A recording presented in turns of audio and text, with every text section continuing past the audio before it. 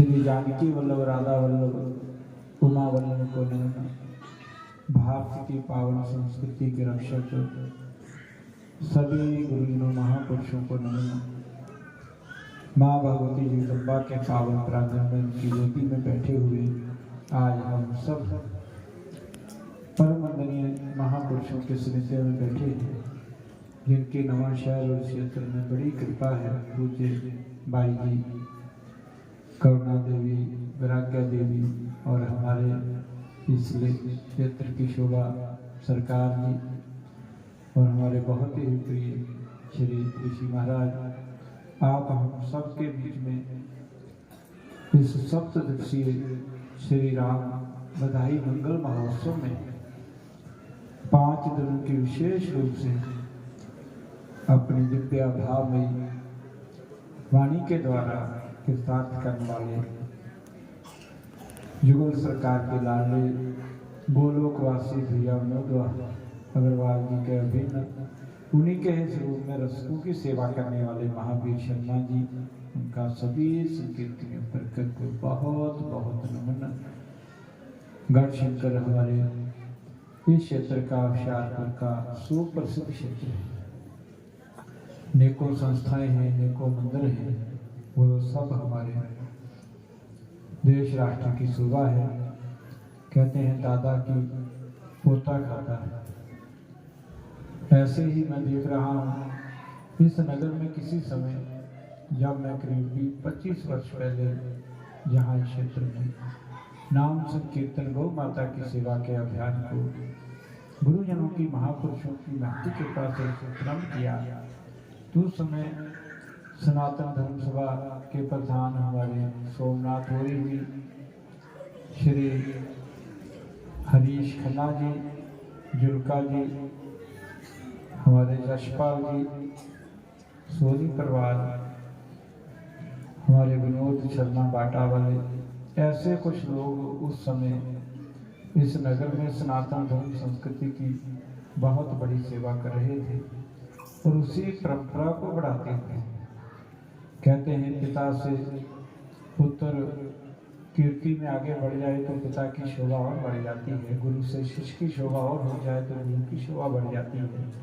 तो ऐसे ही मैं देख रहा हूँ हमारे चेतन गुलाटी जी, अग्निहोत्री, अजय जी, पवन चावला, हमारे कपिल जी, ये जितना भी परिकर है, उन्हें वर्तमान समय बहुत बड़ी हिंदू जन जागृति, सनातन धर्म प्रति, गौ माता के प्रति जागृति और सबसे बड़ा काम किया। बलवंत श्री रामदूत हनुमंत लाल जी का आश्रम है। सब सुख लहे तुम्हारी शरणा, तुम रक्षक काहू को डरना।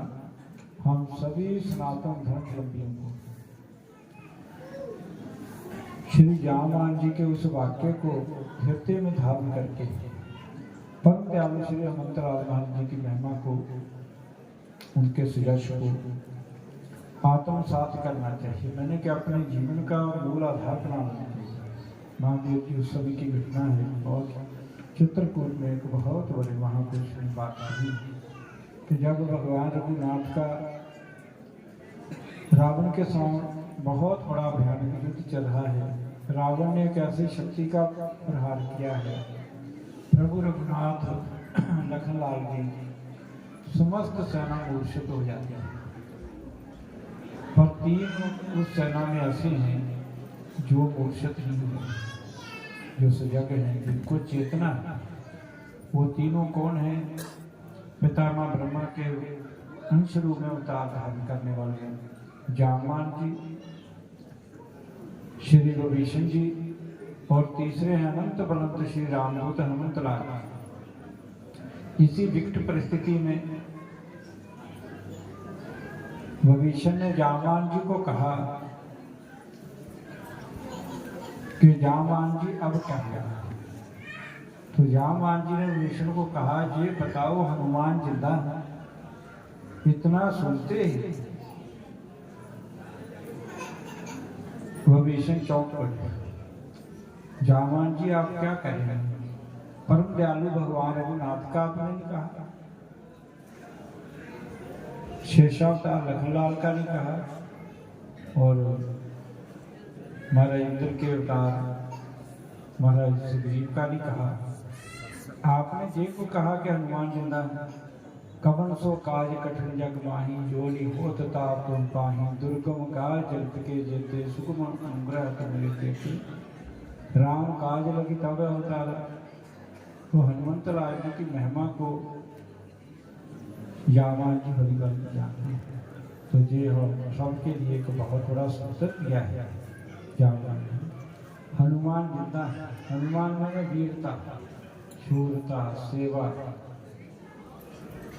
त्याग, विद्यावान गुणी अति चाता, विद्या सिद्धि के दाता। दुर्गम काज जगत के जेते, तुमरे भजन राम को पावे। जन जन के दुर्विश्राम, सब सुख लहे तुम्हारी शरणा। तुम रक्षक कहाँ को डरो। और देवता चितना धरी, हनुमत से ही सरस्वती। कई बार लोग शंका कर लेते हैं, क्या गोस्वामी जी ने ये कैसे कह दिया, क्योंकि उनके इष्ट तो भगवान जानकी वल्लभ है और सदा प्रार्थना भी करते हैं कि प्रभु जानकी वल्लभ का प्रेम मेरे को प्राप्त हो। तो ये क्या कह रहे हैं गोस्वामी जी, और देवता चितना धरी, हनुमत से ही सरस्वती।